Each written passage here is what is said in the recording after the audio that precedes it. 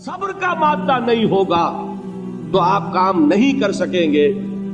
اور اسی کا ایک دوسرا رخ ہے، جب آپ دعوت حق کے لیے کھڑے ہوں گے پہلا قدم کیا آتا ہے؟ استہزاء، تمسخر، مذاق اڑانا، جس کی میں مثال اب دینا چاہتا ہوں محمد الرسول اللہ صلی اللہ علیہ وسلم کی شخصیت سے. دیکھیے ہم کیا اور ہماری بساط کیا، ہم کیا مبلغ ہوں گے، کیا داعی ہوں گے، ہمارے اپنے دامن پر داغ ہوتے ہیں، لیکن یہ کہ محمد الرسول اللہ کے دامن پر کوئی داغ تھا؟ ان کو تو سارے مکے والے الصادق الامین کہتے تھے، نہایت محبوب شخصیت تھے. ان کے لیے تو جا صادق، جا الامین، یہ الفاظ سننے میں آتے تھے، آنکھوں کا تارا. لیکن جب آپ نے دعوت اب شروع کی، اب قرآن مجید میں دیکھیے، کسی نے کہا مجنون ہو گئے، دماغ خراب ہو گیا، پاگل ہو گئے، اجی شاعر ہیں، کچھ شعر توڑ لیتے ہیں، ہم پر بہت جماتے ہیں. کسی نے کہا ساحر ہیں، کچھ جادو سیکھ لیا ہے. یہاں تک کہ ایسے بدبخت بھی پیدا ہوئے، قرآن میں ہے ساحر کذاب، سحر کرنے والا جادوگر نہایت جھوٹا. یہ الفاظ کہے جا رہے ہیں کس کی شان میں؟ محمد الرسول اللہ صلی اللہ علیہ وسلم. قرآن میں نقل کیا گیا، یا ایھا الذی نزل علیہ الذکر انک لمجنون. کبھی آپ نے اس کا ترجمہ سوچا؟ ہے وہ شخص، دیکھیے تصور کیجئے، حضور جا رہے ہیں، تشریف لے جا رہے ہیں، کسی دعوت میں ہے، تبلیغ میں، یا ویسے ہی تشریف لے جا رہے ہیں، اور کوئی ایک جمگھٹا ہے لوگوں کا، ادھر سے فقرہ آتا ہے، تیر کی طرح لگتا ہے دل میں جا کر محمد کے صلی اللہ علیہ وسلم. اے وہ شخص جس کا یہ خیال ہے کہ اس پر کوئی ذکر نازل ہو رہا ہے، ہمارے خیال میں تو تمہارا دماغ خراب ہو گیا. یا ایھا الذی نزل علیہ الذکر انک لمجنون، کہا کہ نہیں کہا؟ اور یہ نہ سمجھیے کہ حضور صلی اللہ علیہ وسلم کے قلب مبارک کو تکلیف نہیں ہوتی تھی. میں قرآن سے ثابت کروں گا، میں کہیں کوئی کہانیاں بیان نہیں کرنا چاہتا. قرآن نے کہا ہے وَلَقَدْ نَعْلَمُ أَنَّكَ يَضِيقُ صَدْرُكَ بِمَا يَقُولُونَ. اے نبی ہمیں خوب معلوم ہے صلی اللہ علیہ وسلم کہ جو کچھ یہ لوگ کہہ رہے ہیں اس سے آپ کا سینہ بھجتا ہے، یہ جو گھٹن ہوتی ہے، صدمہ ہوتا ہے. انک یضیق صدرک بما یقولون، ہمیں خوب معلوم ہے کہ جو کچھ یہ باتیں آپ کو سننی پڑ رہی ہیں، یہ کڑوی کسیلی باتیں، یہ جو فکرے چست ہو رہے ہیں، استہزاء ہو رہا ہے، تمسخر ہو رہا ہے. سورہ ہجر میں ہے، ایک جگہ کھڑے ہوئے لوگ قرآن کا مذاق اڑا رہے ہیں، بھائی فلاں آیت تم لے جانا، فلاں آیت میری ہوگی، اس کے ٹکڑے کر رہے ہیں، اس کے ٹکڑے حصے بکھرے کر کے قیمہ بنا کر ان آیات کا تمسخر اڑا رہے ہیں. ایک جگہ قرآن مجیدی میں مذکور ہے کہ فرشتوں کا مذاق اڑ رہا ہے. بھائی یہ دیکھو محمد نے کہا ہے صلی اللہ علیہ وسلم کہ جہنم پر تو کل 19 فرشتے ہیں، علیہا 19 قرآن میں آیت نازل ہوئی. ایک پہلوان کہتا بھائی 10 کو تو میں سنبھال لوں گا، باقی 9 کا تم انتظار کر لو. یہ باتیں آ رہی ہیں حضور کے کانوں میں. کلام الہی کے ساتھ کیا سلوک ہو رہا ہے، مجھ پر کیا فکرے چست کیے جا رہے ہیں، مجھ پر جس طریقے سے استہزاء اور تمسخر کا رویہ اختیار کیا گیا ہے، دل بھج رہا ہے، دل میں صدمہ ہے.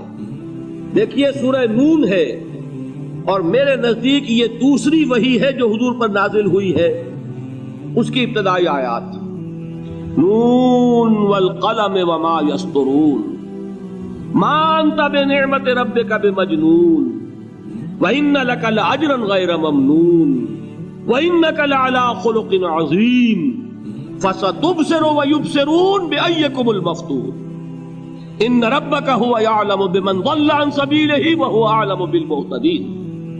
نون قسم ہے قلم کی اور جو کچھ یہ لکھتے ہیں. اے نبی آپ اپنے رب کی نعمت سے مجنون نہیں ہیں. یہ کیوں کہا جا رہا ہے؟ حضور کو جو صدمہ پہنچا ہے وہی نازل ہوئی ہے دل جوئی کے لیے، تسلی کے لیے. آپ کیوں برا منا رہے ہیں؟ اے نبی آپ کیوں صدمہ اور رنج اور اندوہ محسوس کر رہے ہیں؟ ان بدبختوں کے کہنے سے کوئی آپ مجنون ہو جائیں گے؟ مانتا بے نعمت رب کا بھی مجنون وَإِنَّ لَكَ لَأَجْرًا غَيْرَ مَمْنُونَ. آپ کو جو یہ صبر کرنا پڑ رہا ہے، آپ کو جو یہ جھیلنا پڑ رہا ہے، اس کی وجہ سے آپ کو وہ اجر ملے گا جس کا سلسلہ کبھی منقطع نہیں ہوگا. وَإِنَّكَ لَعَلَىٰ خُلُقٍ عَظِيمٍ. اور اے نبی آپ تو خلق عظیم کے حامل ہیں. آپ کا اخلاق، آپ کا کردار، آپ کی سیرت، آپ کی شخصیت میں طہارت، نفاست، پاکیزگی، آج تک دنیا نے کوئی پاگل، کوئی مجنون ایسا بھی دیکھا؟ یہ ساری باتیں اللہ تعالیٰ حضور کی دلجوئی کے لیے فرما رہے ہیں. اس سے آپ اندازہ کیجئے کہ کتنا صدمہ ہوتا ہوگا. یہی ہے، اس ساری چیز کو جمع کیجئے تو یہ چیز کیا ہے؟ وَاصْبِرْ عَلَىٰ مَا يَقُولُونَ وَاهْجُرْهُمْ هَجْرًا جَمِيلًا. صبر کرو اے نبی، صبر کرو اے محمد صلی اللہ علیہ وسلم، جھیلو اور برداشت کرو اس پر جو یہ کہہ رہے ہیں. اچھی طرح نوٹ کیجئے یہ بات، ذرا سیرت ہی کا سمجھ لیجئے، آج ایک بیان ہو جائے گا. یوں سمجھیے جب حضور نے یہ کہا کہ مجھ پر وحی نازل ہوئی، فرشتے سے ملاقات ہوئی، تو اب وہ چہمے گوئیاں شروع ہو گئی. معلوم ہوتا دماغ خراب ہو گیا. دیکھیے ہم نہیں کہتے تھے یہ جا کے غار حرا میں بیٹھتے ہیں، کئی کے دن رہتے ہیں، بھوکے رہتے ہیں، وہ خشکی چڑھ گئی نا. آخر یہ جس طرح کی باتیں دنیا میں آج ہوتی ہیں اسی طریقہ کی باتیں ہوتی ہیں. عتبہ ابن ربیعہ ایک مرتبہ آتا ہے، کیونکہ قریش کے بڑے لوگوں میں سے تھا، تو قریب آ کر بڑی اپنائیت کے ساتھ، بڑی شفقت کے ساتھ، بڑے بزرگانہ انداز میں کہتا ہے بھتیجے حضور سے، بھتیجے اگر واقعی کسی بد روح کا سایہ ہو گیا ہے تم پر، وہ آسیب آ گیا ہے تو مجھے بتا دو.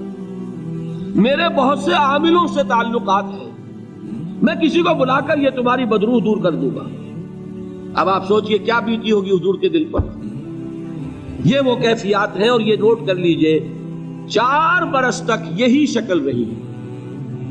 مخالفت اسی نوع سے ہوئی ہے جس کو کہتے ہیں فزیکل پرسیکیوشن، جسمانی تشدد. وہ پہلے 4 سال نہیں ہوا. اس کی وجہ کیا ہے کہ در حقیقت جب بھی کبھی کوئی ایسی دعوت اٹھتی ہے، اب مجھے اجازت دیجئے میں ایک لفظ انقلاب یہاں استعمال کر لوں، انقلابی دعوت. کل میں نے کہا تھا نا، ایک ہوتی ہے خالص مذہبی تبلیغ، ایک ہوتی ہے انقلابی تبلیغ. مذہبی تبلیغ کی سب سے بڑی مثال عیسائیت کی تبلیغ، اور انقلابی تبلیغ کی سب سے بڑی مثال اشتراکی تبلیغ. میں باہر سے مثالیں دے رہا ہوں، اندر سے نہیں دینا چاہتا. آگے یہ کہ یہ قدر گفتے ہیں، باقی فکر کن. آگے انسان اپنی عقل سے کام لے، سوچے، غور و فکر کرے. تو یہ انقلابی تبلیغ تھی محمد الرسول اللہ صلی اللہ علیہ وسلم. اور انقلابی تبلیغ کے اندر یہ بات جان لیجئے کہ پہلا رد عمل جو ہوتا ہے معاشرے کا وہ یہ ہوتا ہے کہ کوئی ایسی بات گھبرانے کی نہیں ہے. ایک آدمی کا دماغ خراب ہو گیا ہے اور کچھ سر پھرے قسم کے چند نوجوان اس کے ساتھ ہیں، ایسی کیا بات ہے گھبرانے کی؟ مشت خاک ہے، بس ان کو چٹکیوں میں اڑاؤ. جو چٹکیوں میں اڑانا کہلاتا ہے نا، اسی کو قرآن مجید میں ایک اور جگہ کہا گیا ہے، یریدون لیطفئوا نور اللہ بافواہہم. یہ چاہتے ہیں کہ اللہ کے نور کو اپنے منہ سے بجھا دیں، پھونکے مار کے ہی بس. تو پہلا رد عمل جو ہوتا ہے ایک نظام کا، ایک کسی انقلابی دعوت کے خلاف، وہ رد عمل ہوتا ہے استہزاء، تمسخر، مذاق کرو. ان کو، جس کو آپ انگریزی میں کہتے ہیں ڈی مورلائز کر دو، ان کی ہمتیں جو ہے وہ ٹوٹ جائیں. ان کو اس طریقے سے، اسی کا نام ہے آج کل کی اصطلاح میں کیریکٹر اسیسینیشن. ان کی شخصیتیں جو ہیں ان کو داغدار کر دو، ان کا اعتبار ختم کر دو، ان کا استہزاء کرو، تمسخر کرو. اور یہ میں آپ سے عرض کر رہا ہوں اس وقت ایک گونا فخر کے ساتھ اور اللہ تعالیٰ کا شکر ادا کرتے ہوئے کہ میں نے جو کام بھی کیا ہے اس وقت پاکستان میں، آپ نے اخبارات میں دیکھا ہوگا، بڑا دقیانوسی مولوی ہے. بیگمات کا رد عمل جو ہوا وہ آپ کے علم میں ہوگا. بڑے جو یہ جدید ہمارے روشن خیال قسم کے جو صحافی ہیں، اگر کہیں آپ نے پڑھا ہو جس طرح استہزاء ہوا ہے، جس طرح مذاق اڑایا گیا ہے، جو الفاظ استعمال کیے گئے ہیں، وہ میرے نزدیک بہت بڑی سند ہے جو اللہ کے ہاں جا کر پیش کروں گا. کہ اللہ تیرے دین کے لیے میں نے اپنے گھر سے کوئی بات نہیں کہی، میں نے جو بات کہی وہ جو شریعت محمدی کی بات ہے وہ کہی. اگر اپنی طرف سے کہی ہو، کوئی اضافہ کیا ہو تو اللہ تعالیٰ کی پھٹکار ہو مجھ پر اور لعنت ہو مجھ پر. لیکن اگر میں نے وہی کچھ کہا جو شریعت محمدی کا تقاضا ہے اور قرآن اور سنت کی بات ہے، تو پھر اگر مجھے کسی نے پاگل کہا اور کسی نے دقیانوسی کہا اور کسی نے اور فقرہ جست کیا تو میں اس کے لیے، میں تو سمجھتا ہوں میرے لیے وہ سند ہے جو اللہ تعالیٰ کے ہاں میں جا کر پیش کروں. اور یہ جان لیجئے کہ وہی بات ہوتی ہے ہمیشہ، ہسٹری ریپیٹس اٹسیلف. وہ بات کریں گے جو حضور نے کی تھی، وہی رد عمل سامنے آئے گا جو اس وقت آیا تھا. اس لیے کہ یہ تو جو انسانی مزاج ہے وہ نہیں بدلا، معاشرے کا انداز نہیں بدلا، وہ جو کام ہوگا اس کا رد عمل ابتدائی وہی ہوگا. اور اس میں در حقیقت امتحان ہوتا ہے صبر کا. کیا دل شکستہ ہو کر بیٹھ رہے گا انسان؟ ہمت جواب دے جائے گی، کمر ٹوٹ جائے گی، قوت ارادی اور عزیمت جو ہے مزمحل ہو جائے گی، پھونکوں سے چراغ بجھ جائے گا. یہ جو میں نے آیت آپ کو سنائی تھی اس کا بڑی خوبصورت کی ساتھ ترجمہ کیا ہے مولانا ظفر علی خان نے کہ نور خدا ہے کفر کی حرکت پہ خندہ زن، پھونکوں سے یہ چراغ بجھایا نہ جائے گا. یریدون لیطفئوا نور اللہ بافواہہم واللہ متم نورہ ولو کرہ الکافرون. یہ چاہتے ہیں کہ اپنے منہ کی پھونکوں سے اللہ کے نور کو بجھا دیں، حالانکہ اللہ تعالیٰ تو اپنے نور کا اتمام فرما کر رہے گا، خواہ ان کافروں کو کتنا ہی ناگوار ہو.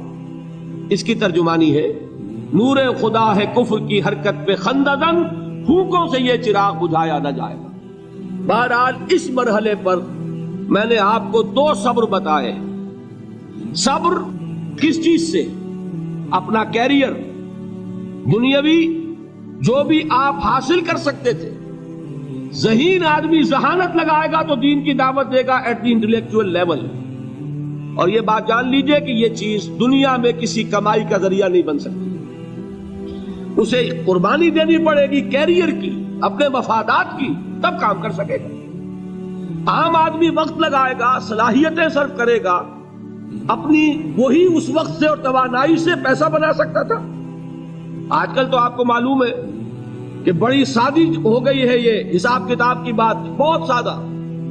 ایک انسکلڈ لیبرر کا 1 گھنٹہ برابر ہے اتنے روپے کے، ایک سکلڈ لیبرر کا 1 گھنٹہ برابر ہے اتنے روپے کے. آپ تو ہر چیز کاؤنٹ کر سکتے ہیں، میئر کر سکتے ہیں. جو شخص 1 گھنٹہ لگا رہا ہے اس نے کچھ پیسہ خرچ کیا ہے نا، اسی وقت کو لگا کر وہ پیسہ بناتا، اسی ذہانت اور صلاحیت سے وہ کمائی کرتا. ادھر لگایا تو وہ جو کمی ہو رہی ہے اس کو برداشت کرنا، اس کو جھیلنا اور خوش دلی سے برداشت کرنا، یہ سمجھنا کہ در حقیقت یہ سب کچھ کیا ہے کہ اللہ تعالیٰ کے ہاں اس کا اجر و ثواب ملے گا. یہ صبر کا ایک رخ. اور استہزاء ہو، تمسخر ہو، مذاق اڑے، فقرے چست ہو، دقیانوسی کہا جائے، ریئیکشنری کہا جائے، یہ بڑے ریئیکشنری ہے، یہ بڑے پچھلے زمانے کے لوگ ہیں، اگلے وقتوں کے ہیں یہ لوگ، انہیں کچھ نہ کہو. جو کہا جائے سنو. وَاصْبِرْ عَلَى مَا يَقُولُونَ وَاهْجُرْهُمْ هَجْرًا جَمِيلًا. اور صبر کیجئے محمد صلی اللہ علیہ وسلم. دیکھیے کوئی پہلو ایسا نہیں ہے جس میں ہمیں ہدایت قرآن مجید سے اور سیرت محمد صلی اللہ علیہ وسلم سے مل نہ جائے. اگر اللہ تعالیٰ مقام دعوت پر فائز ہونے کی توفیق عطا فرما دے تو جو مرحلے پیش آئیں گے وہ آپ کو نظر آ جائیں گے سیرت محمدی میں صلی اللہ علیہ وسلم. اور اس وقت حضور سے جو کہا گیا اس سے آپ کے دل پر بھی، اس کے زخمی جو آپ کا دل ہے، آپ کے احساسات ہیں، اس پر مرہم رکھا جائے گا. وَلَقَدْ نَعْلَمُ أَنَّكَ يَزِيدُ